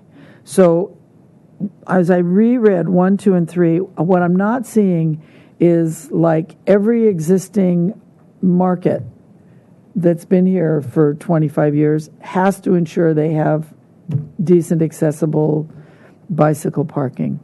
You know, we're talking about new construction, and I think that there's something in the policy that you could add some teeth to fill as a gap filler to have more parking in places that have been around a long time, but you never can find a place to park your bike there.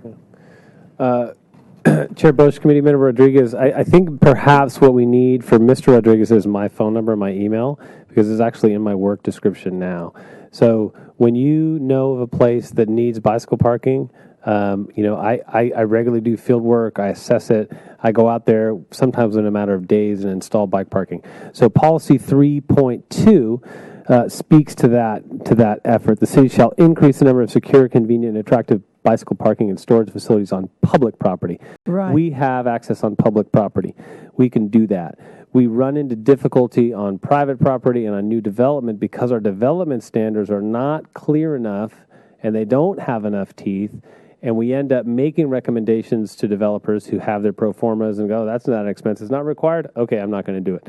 So, it's an ongoing battle. We're looking to address that through these policies and our other work. But in terms of bicycle parking, we're going to have to put more out there simply because the demand is there and we need funding sources. We're looking at Measure A grants for some of our new bicycle parking programs. Again, if you don't have a specific change or addition to the policy, then it's a little difficult for me to know where to put it.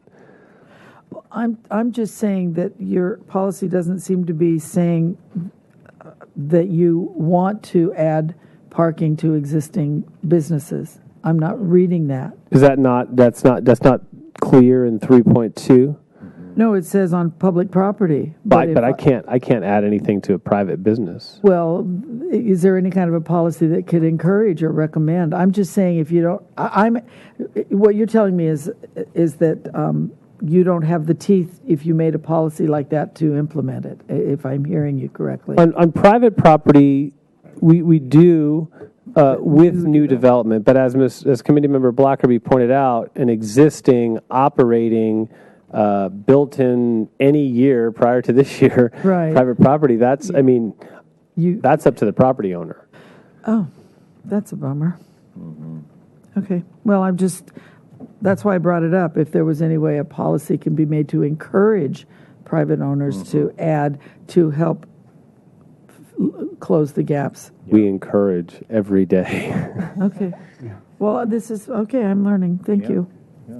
Hillary. Yeah, the word encourage was in my mind, and I don't think we need to spend a ton of staff time, cold calling businesses to be like, have you thought of putting in more bike parking? However, in certain places where, kind of like you said, grocery stores, things like that, where there's a ton of people and there's like one hidden hitching post, that there may be certain businesses who, if there's enough kind of outcry and maybe customers get involved too, saying, hey, come on, like, I want to come and fill my panniers full of your delicious produce, but I got no place to put my bike, then they might. So I don't know if it needs to be a policy necessarily, but that encouragement of saying, hey, what's the worst that could happen? They say no. They say we don't want to, or it's too expensive or whatever, but for big things, it's worth a shot. I don't know that it needs a policy, but Yeah. Yeah, it'd start with me, please. You all have my contact info. Get in touch with me. If you know of a location that's deficient of bike parking, I'll get it on my list. I'll get out there as soon as possible and get something in the public right-of-way adjacent to the private property. And that's the first, easiest stopgap.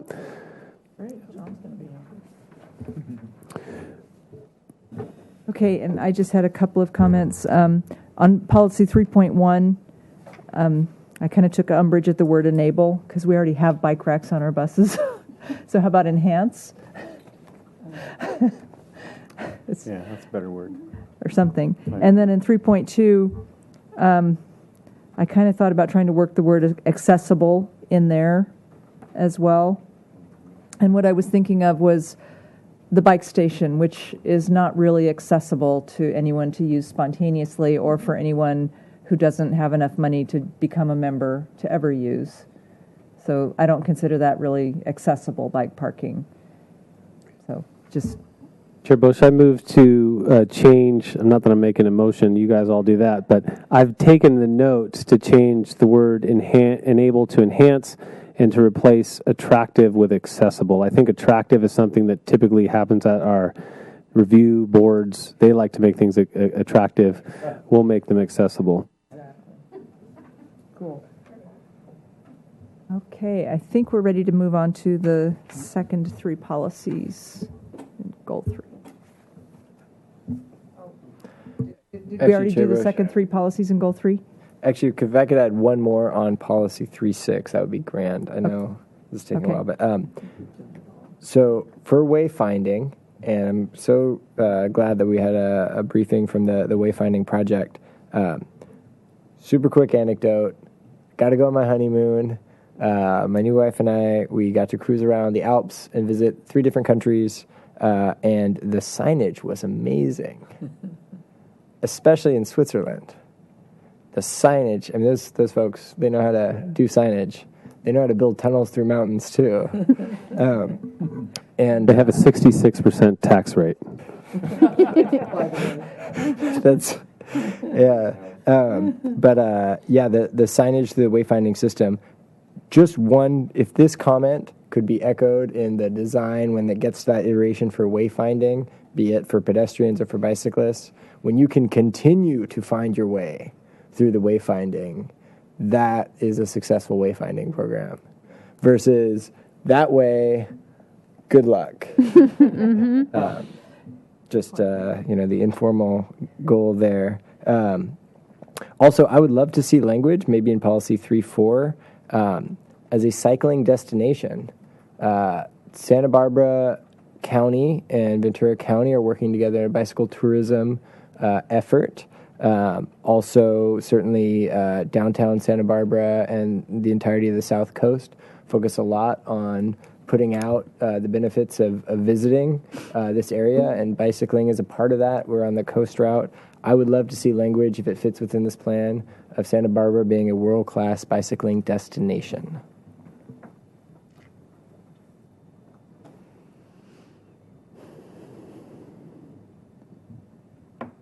Noted.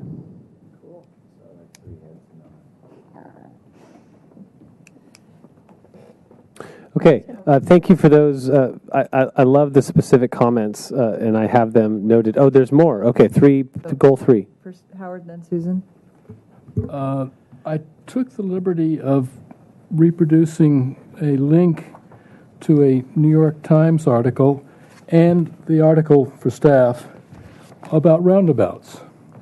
And I realize that's a very specific kind of implementation, but I'm concerned about bicycles on roundabouts and how they interplay with vehicles. And I don't know how that's something that's kind of a tangent from Goal 3, but I guess partly I'd be pleased to get a list, maybe offline, of what the roundabouts are planned, because apparently, according to this article, Santa Barbara is the first city in this country that implemented roundabouts, as opposed to traffic circles. What's the difference? Well, this is That's what it says. Yeah. Yeah, it's It's just wrong. Yeah, we've visited many places in the United States, not many, two, before the roundabout went in at Milpas, and so they were well under their way. But you're right, we were very on the precipice of the cutting edge of roundabouts. And so this is probably not the appropriate place to talk about it in the policies, but we'll be happy to have a dialogue with you about that, maybe offline to talk to you about our experience with and the bridges we've crossed and the things the pros and the cons that we know of. It's the weaving that I'm worried about. Yeah, and just even though we're not talking about the roadway design per se, just to table the discussion, all the roundabouts that we design have two options for cyclists. The one is because roundabout speeds are so slow, more comfortable advanced cyclists take the lane and they use the roundabout. Cyclists that don't feel like that have the option to use basically what's a pedestrian and bicycling pathway around the roundabouts to stay out of the traffic way. So we give cyclists both of those, and the national studies on roundabouts show that collisions, accidents, deaths for bicyclists, pedestrians, and motorists are all down in roundabouts. So the safety record is strong. But again, I agree with Mr. Dayton. We could talk about that another time. Thank you. Okay, Susan. Mike? On policy 3.6, I am unfamiliar with something called the bicycle wayfinding system, and is that a thing? I mean, or is that just using? All right. It's in there. Committee Member Horn, if you've seen these around town, we have crosstown routes and coastal routes, and I wouldn't, it is existing. I wouldn't say it's robust, and I believe that the wayfinding system, along with the bicycle master plan, is looking to enhance this existing system. And to let everyone know, this committee most likely knows, but the state of the practice right now is not in signage. So what the Dutch and what the Chinese and what the Danish are doing is they're saying a bicyclist is looking at the roadway, and they should be looking at the roadway because their life is in their own hands. So the last thing you want to do is put signage up around and above and to the side of bicycling facilities. The best way to do it is to have it be, and I've heard Mr. Dayton use the term breadcrumbs, it should be on the ground. It should be very clear which way to go. And that's why the green lanes and the spine network are key. At the critical turning points or the critical movement points, that's the time to put up some directional stuff. But for the most part, it shouldn't be that difficult to find your way on a bike without picking your head up off of looking where you're going. So. All right. So it's not some system that exists somewhere. It's just a term to use about. No, this is the system. This symbol represents the signage that's around town today. So it's an enhancement of this system. All right. Thank you. It's a signage system. Thank you.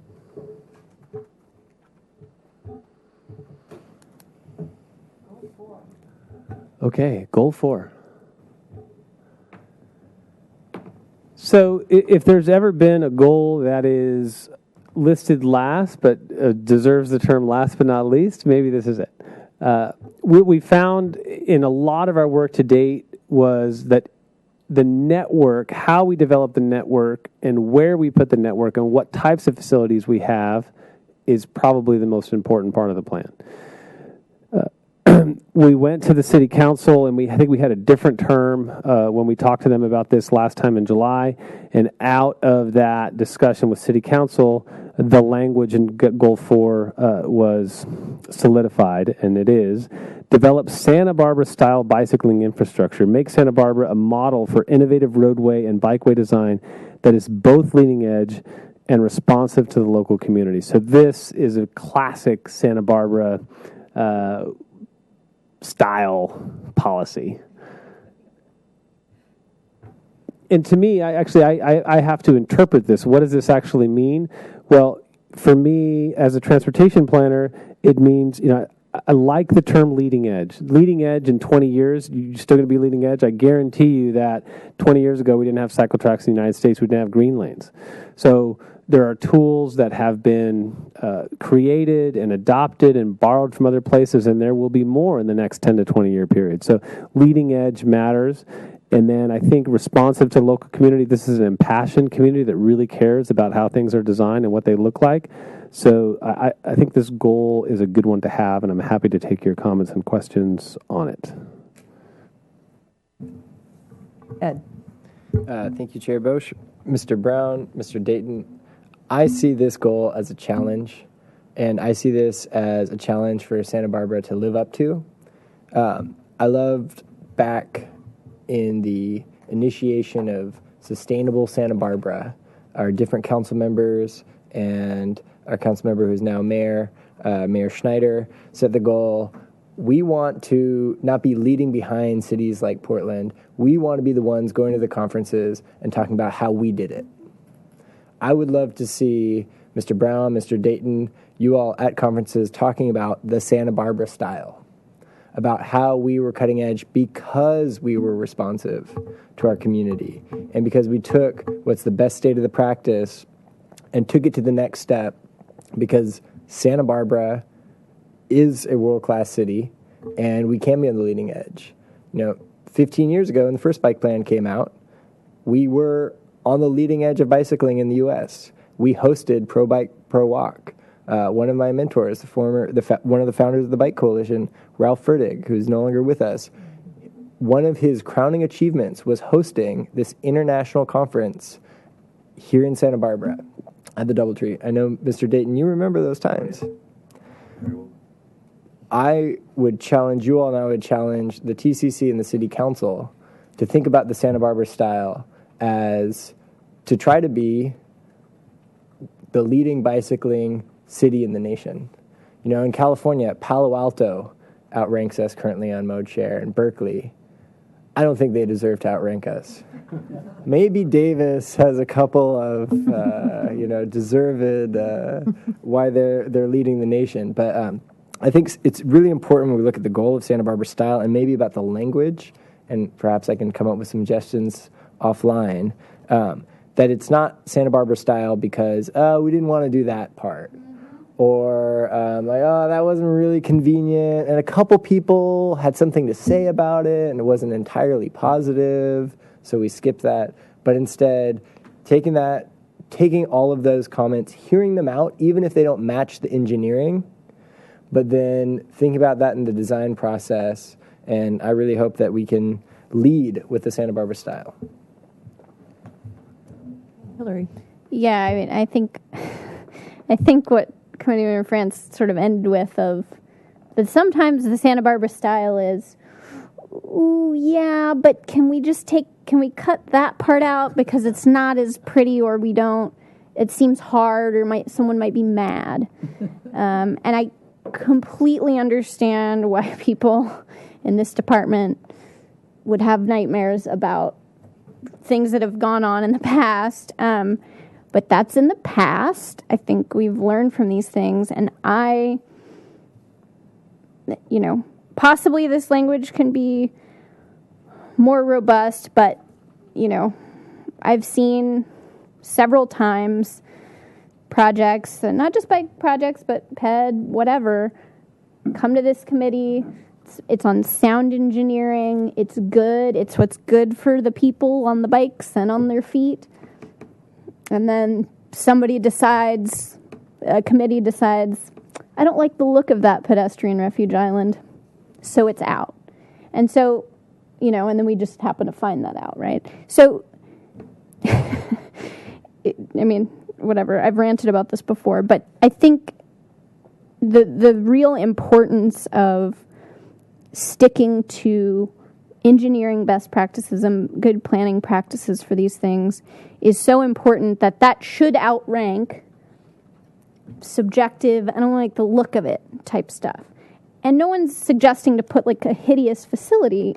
I haven't seen one proposed yet in the city. So I guess the leading edge practices, I'm glad that that's in there. the context sensitive design. Everyone's always sensitive. That's good. But I agree that at what point do you capitulate? At what point do you say, you know what? I don't want to get yelled at in hearings, so forget it. I feel like sometimes we're super quick to do that. But that's kind of part of the job. So, yeah, so I just think maybe we can be more specific. Maybe Mr. France can come up with language, or I can, to really be clear that if we're sticking to things about safety, if we're sticking to things about good planning practices and good design and good engineering, then we really have to do that. Otherwise, we sell ourselves short. It's not as safe, but maybe it looks a little better. Those are just things in all of these things and everything that we implement, to be bold. Yeah, you're not. These other cities aren't leading the way because they shirk. They were like, but someone might get upset. So anyway, hopefully that's what Santa Barbara style bicycle infrastructure means, and we'll all interpret it in our own ways, of course, but I would just say think about it that way. Thank you. Ed, again. If I can make one more comment, just because I think this is an important point, because this is an essential part of our public process. I'm heartened to see Mr. King, who is part of the Mesa Architects, out here. I think that what's been happening on the Mesa is a great example of what could be happening in projects around the city of Santa Barbara, where a group of citizens is getting together and independent and in a complementary way, visioning out in a public discussion what things could look like, what Cliff Drive could look like as a main street. For example, maybe part of Santa Barbara style could be some of the most well thought out bicycle boulevards in the nation. And people would want to copy Santa Barbara's bicycle boulevards because in this process, we define, maybe that's a key word, we need to define a Santa Barbara style. And part of that process, instead of dropping things out because they might not be convenient or they're a challenge, that we be proactive. And as part of the Bike Master Plan, we're proposing some new facilities, and we actually get some aesthetic and functional input as part of the process. And we have some of the leading, most responsive, easiest to do, easiest to maintain facilities out there. So I love the example of what the Mesa Architects done on a few different projects. I'd love to see that, especially in some of these new facility types that we don't have. So maybe I'll certainly try to make suggestions for policy goals about defining the Santa Barbara style. Anybody else? Kathleen. An observation is that, especially after hearing the comments, goal 4, when I read just the blue words, is very exciting, but the policies just seem really lackluster compared to the initial statement. I'm not expert enough to make suggestions, but I think what my two fellow committee members have suggested, that coming up with specific policies that would add some teeth to this very innovative, cutting-edge goal. Because my just general feeling is I read the first part and then I look at the policies and I'm like, really? That's all you have to say about this amazing idea? Why don't we? I think we're getting a lot of traction on this one aspect of it. So why don't we think about that, and on the 29th, bring you back some revised language on those policies in particular. See if we can't get a little bit more the same kind of pizzazz that we're seeing in the goal. That sounds good. Bob. I concur with Ed, with Mr. France. We need to define and be real clear in what we're defining here. And there's always going to be tension on the one hand between the motoring public and bicyclists. There's always going to be tension between the aesthetic and the functional. I trust that we as members of this committee and other concerned citizens, however we engage them, will engage in the good fight to, again, put some teeth into this, like several people have commented on, and round these policies into the same strength as what the goals seem to lay out. Thank you. Anybody else? Okay. Let's see, did you want to then go on and discuss the table of contents?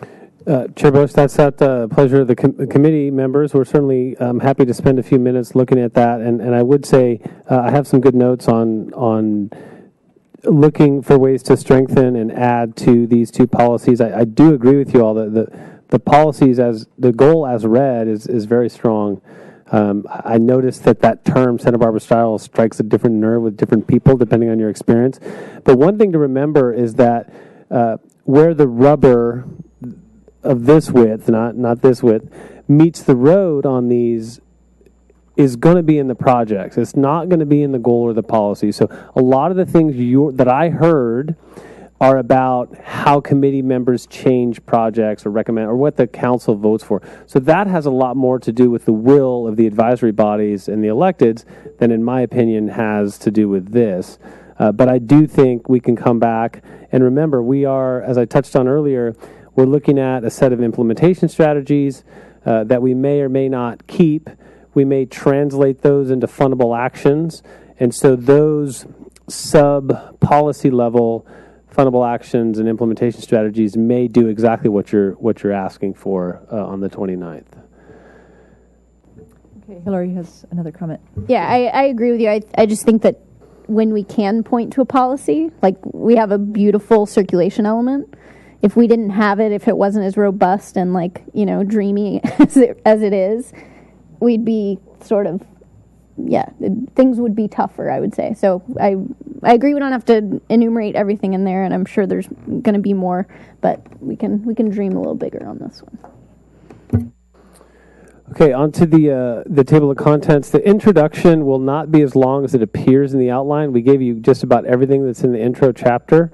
I promise that we will be succinct with how we deliver that. We've given comments to the consultants about a couple of things when we reviewed this originally last week. One of them was bringing safety up front, like really tying how we want to improve safety and what our collision record be. I keep hearing folks talk about, well, we have a lot of cyclists, so we have a lot of collisions, so that makes it good. We still don't want 1,050 bicyclists in police reports in the last 10 years. We don't want 21 pedestrian and bicycling deaths on our streets in the last 10 years. That's too many, regardless of how many people are using our streets. So we have to make the safety argument. We have to talk about that in the beginning and how that sets the stage. Same thing with community process. Community process and having this be so driven by so many different individuals, right? I think Mr. Dayton was talking last night about how many people participated in the 98 plan. Rob, you had a number, 78. So we had 78 people participating in the 98 plan. We've got more than 2,000 that have touched this one. So that's serious. So that'll be clear. I don't need to read these bullets and sub-bullets for you. There's a couple points that may be worth describing. The how to use this document, the Planning Commission has that popping up sooner. So that's going to come up higher. And then maybe for me, because it was my idea, that's not why I like it so much, but the last bullet on the end of the introduction chapter references a 20-page summary document. So what we put into our scope of work is, this is nice, it's 100 pages, it's, not too many people read it cover to cover, but what does it really mean? Well, what we're looking for in the 20-page, 10 to 20-page even summary document is, what are the projects? How much do they cost? What's their estimation, time frame, priority? It's going to be magazine style, a lot of pictures, a lot of graphics, a few maps, and it's really going to be the one thing that you're going to want to show people what Santa Barbara's doing. So that is a nice little piece. So the committee hopefully can help us, say, oh, this belongs in the summary document. So that'll be a user-friendly version. It'll be up online, and we'll print out a few. Community engagement, we're going to, so just by way of background, the ATP guidelines, the Active Transportation Program from the state of California, has specific guidelines for what bicycle, pedestrian, and active transportation plans have to have. So we looked at those guidelines. We want to be eligible. We want to have a plan that really backs up our seeking of outside funds. So these chapters really speak to that. So they ask a question about what type of community engagement, how much, how often, and so we're going to have that explained. The goals will serve as chapters, and that's where you'll see these implementation strategies or fundable actions. They'll be in these fairly succinct chapters for each goal. We just went over those in great detail, so we probably don't need to talk a lot about goals 1 through 4, but I'm happy to take any questions or comments on the table of contents. And then the 20 bike projects, I think, is actually 27. So we asked for 20, and the community, we asked the consultants to at least scope out 20, and the community's come up with 27. So there's going to be an opportunity to combine some of those where we can. But we want to know, for at least 3 to 5 projects, the real detail of how much they cost, what their funding source is, how we might fund them, and what their time frame for implementation is, and who are the key players and next steps. So the high priority projects, which this committee will help decide what they are, will have cut sheets, up to 5 of those in great detail. We don't have the money in our budget to do all 27 projects in full detail. We also don't have the money to do all the projects. So, for example, I heard the reference to the Mesa and Cliff Drive. Cliff Drive is one of the few places where, because it's an old Caltrans right away, we have the ability to do what the community asked for, which is protected lanes. So at some point, we can build Hendry's Beach to the Funk Zone protected lane for bicyclists to travel, not mixing with traffic. We have the right of way to do that. That's the most expensive project probably in the plan as well. So those will all be detailed in Chapter 7. The financing and implementation will be important. That's Chapter 8.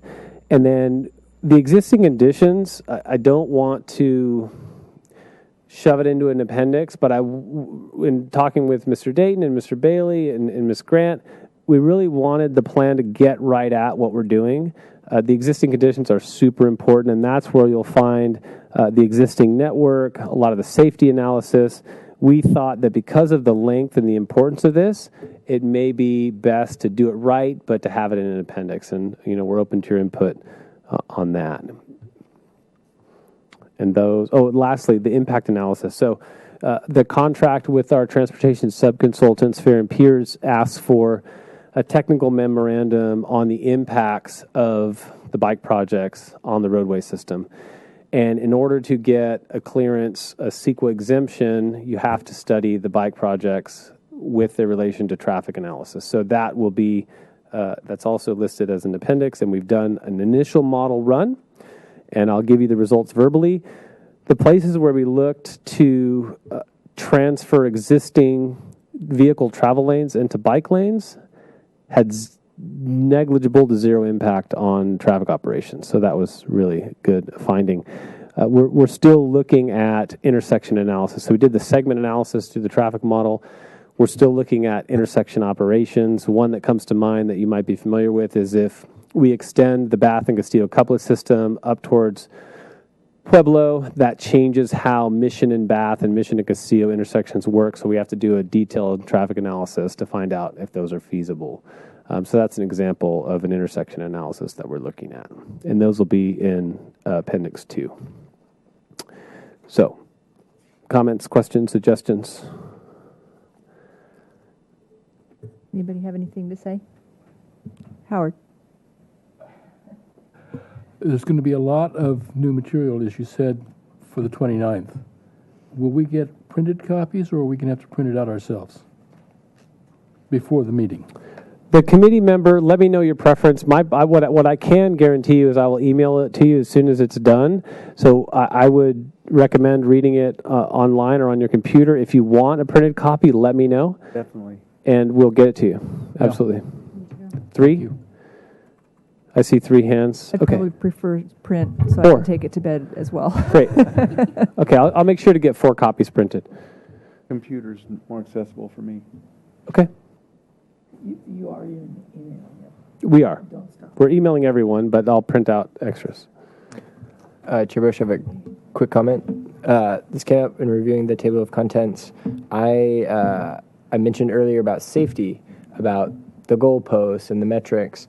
I think it would be great. I know the staff and council have had a conversation about bike data and mode share and what it means and what tools are accessible. And yep. I would love to see, as part of that table of contents starts to hint at if we can have there how we count, what that means relative to ridership. So what does the census count mean in terms of, is that trips to work versus how much of the population might be riding? How are we going to count ongoing? What other tools are available to us? And how can we use that to move forward? You know, I would love to see, as part of this plan moving forward, that we establish our Santa Barbara practice for how we take the census data, explain that, so that everybody can be on the same page, and then use that as a reference point going forward with whatever other local efforts might complement that, and kind of set our standard within that.